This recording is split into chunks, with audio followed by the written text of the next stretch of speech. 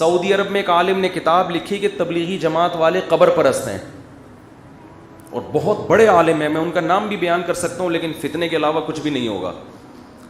عربی میں کتاب ہے ان کی، میں نے خود پڑھی ہے. بہت بڑے چوٹی کے عالم اور بڑے نیک پرہیزگار. کتاب میں کیا لکھ رہے ہیں؟ تبلیغی جماعت والے کیا ہیں؟ قبر پرست. میں نے کہا اگر کچھ اور کہہ دیتے شاید ہم مان لیتے، شاید کہ امکان تھا. 3 دن کی جماعت میں نکل کے دیکھ لیتے تو پتہ چلتا کہ تبلیغی جماعت والے جتنے قبر پرستی کے خلاف ہیں عملاً اتنا شاید دنیا میں کوئی دوسرا. وہ تو توحید میں اتنا مبالغہ کرتے ہیں کہ جہاں ہونا چاہیے وہاں بھی نہیں ہونے کے قائل. کہتے ہیں اللہ سے سب کچھ ہوتا ہے، دکان سے کچھ بھی نہیں ہوتا. اس چکر میں بعضوں نے دکانوں پہ تالے ڈال کے نکل گئے. یہ وہ تو جہاں سے ہو رہا ہے وہاں سے ہونے کے قائل نہیں ہیں، تو جہاں قبر سے نہیں ہو رہا وہاں سے ہونے کے کہاں سے قائل ہوں گے.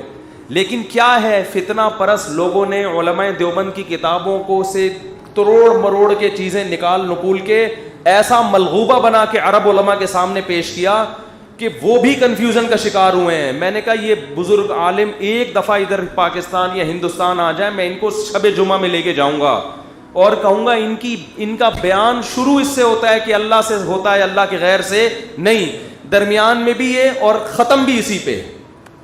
اور ہم نے تبلیغ میں درجنوں بار دیکھا ہے کہ قبر کے سامنے سجدہ کیے ہوئے لوگوں کو اٹھا کے ان کو قبرستان سے اٹھا کے کہاں لے کر آئے ہیں؟ مسجدوں میں. تو کتابوں کے پروپیگنڈے پہ مت جاؤ، عمل دیکھو ہو کیا رہا ہے. عمل دیکھو ہو کیا رہا ہے.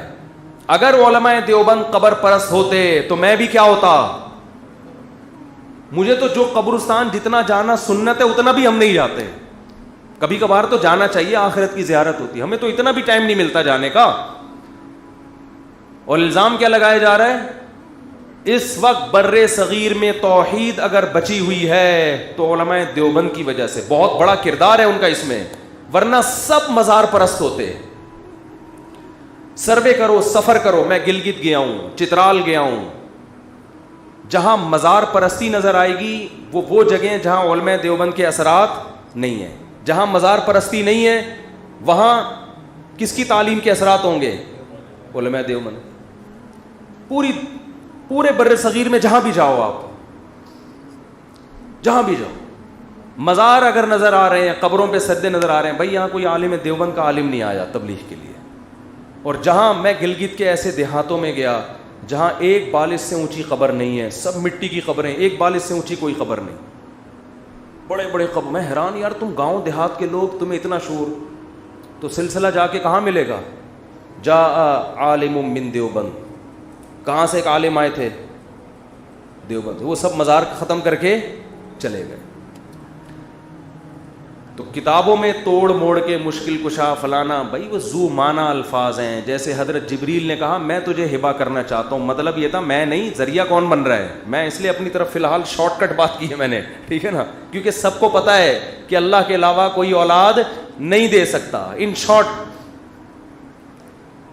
تو بھائی اپنے عقیدے کو مضبوط کرو. اسلام توحید کے معاملے میں بہت حساس ہے. مدد صرف کس سے مانگی جائے گی؟